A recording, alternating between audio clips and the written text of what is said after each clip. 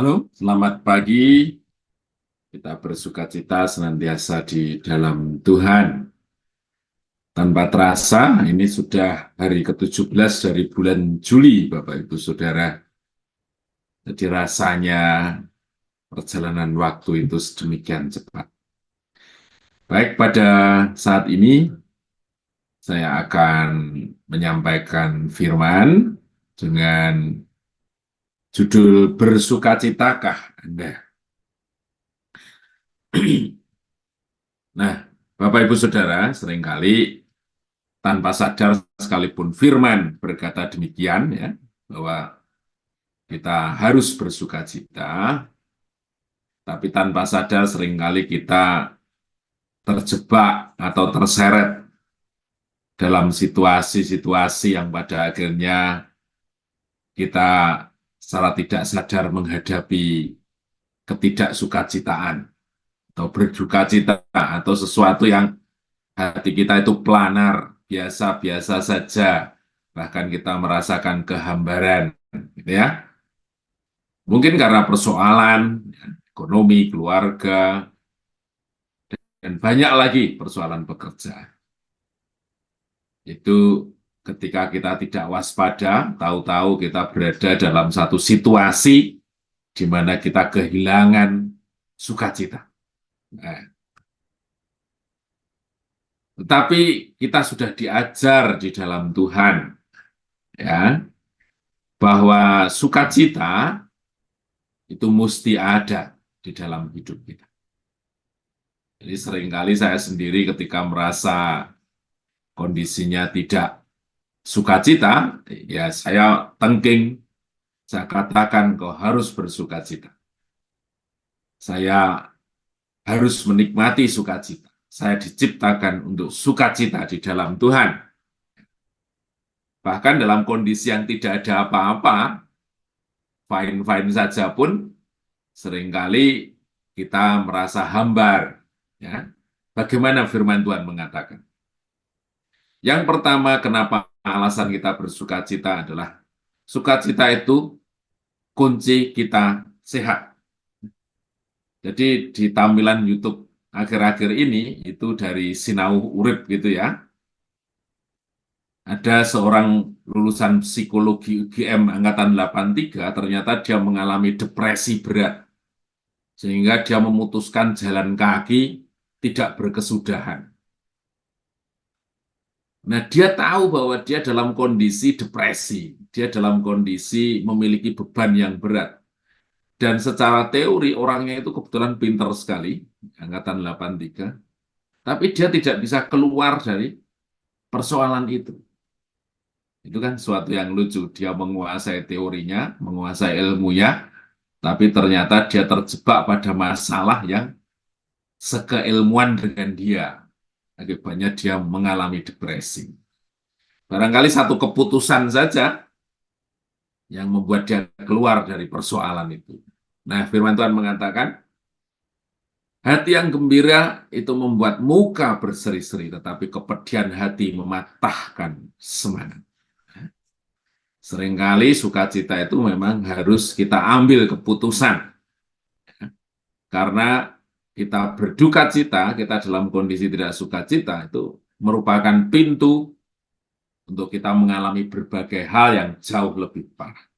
Amsal 17:22, hati yang gembira adalah obat yang manjur, tetapi semangat yang patah mengeringkan tulang. Ya. Jadi kalau kita ingin sehat, kita tetap menikmati kebebasan yang luar biasa.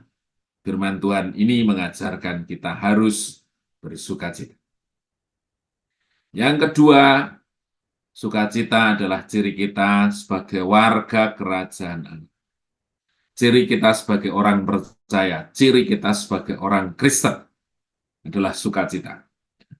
Roma 14 ayat 17, sebab kerajaan Allah bukan soal makanan dan minuman, tapi soal kebenaran, damai sejahtera, sukacita oleh Kudus.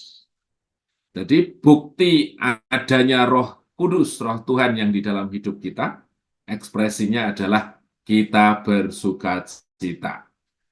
Kita tidak diintimidasi oleh ketakutan, oleh kekhawatiran, melainkan kita berkemenangan oleh karena Roh Kudus ada di dalam hidup kita. Dia mengerjakan sukacita ilahi, bukan sukacita oleh dunia ini, tetapi sukacita karena Allah.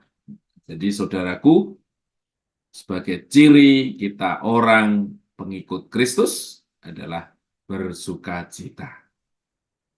Yang ketiga, sukacita adalah bukti kita melakukan kehendak Tuhan. Sukacita bukan opsional, bukan pilihan. Tapi di sini katakan, sukacita merupakan keputusan atau sikap batiniah kita. Ya, Roma 12 ayat 12. Bersukacitalah dalam pengharapan, sabarlah dalam kesesakan, dan bertekunlah dalam doa. Jadi di pagi hari ini kita diingatkan bahwa sikap hati kita bersukacita adalah satu hal yang harus terjadi karena kita orang yang taat melakukan kehendak Tuhan. Yang terakhir, selalu bersukacita adalah satu-satunya cara menuju keserupaan Kristus. Yakobus 1 ayat 2. Saudara-saudaraku, anggaplah sebagai satu kebahagiaan apabila kamu jatuh dalam berbagai-bagai pencobaan, sebab kamu tahu bahwa ujian terhadap imanmu itu menghasilkan ketekunan. Saudara-saudaraku, buatlah sebagai satu hal yang mendatangkan sukacita apabila kamu jatuh dalam berbagai-bagai pencobaan. Jadi kalau hukum dunia itu mengikuti hukum natural. Hukum naturalnya ya hukum perasaan itu. Ada masalah, ada kondisi yang tidak enak, tidak nyaman, tidak tenang, kekurangan, dan lain sebagainya. Hukum naturalnya ya sedih. Tetapi di sini dikatakan, diajar kita menganggap itu sebagai alasan untuk bersuka cita. Karena apa? Kita mempunyai cara pandang yang jauh lebih panjang dibandingkan orang-orang lain. Orang-orang lain diajar hatinya dikuasai oleh situasi saat ini. Tetapi orang percaya situasi hatinya ditentukan oleh sesuatu yang akan kita dapatkan ketika kita tekun, kita setia di dalam Tuhan. Kita diajar oleh iman, Ibrani 11 ayat 1. Jadi sesuatu yang pasti Tuhan berikan dalam hidup kita, yaitu kehidupan bersama dengan Kristus, kita menerima upah dari cara hidup yang menyenangkan hati Tuhan, itu yang membuat kita sukacita senantiasa. Toh nggak ada gunanya kalau perjalanan yang pendek selama hidup ini atau waktu-waktu yang kita lewati itu selalu mengatur sesuatu yang ada di dalam kita. Kita belajar melihat cara pandangnya Tuhan. Saudaraku, hanya ada satu alasan kita tidak bersukacita, yaitu ketika kita tidak hidup dalam kebenaran. Kalau seseorang bersukacita karena ketidakbenaran, artinya dia hidup di luar Kristus. Kalau orang melakukan ketidakbenaran tapi dia tetap bisa menikmati kehidupannya, artinya dia tidak hidup di dalam Kristus. Tapi kita yang hidup di dalam Kristus,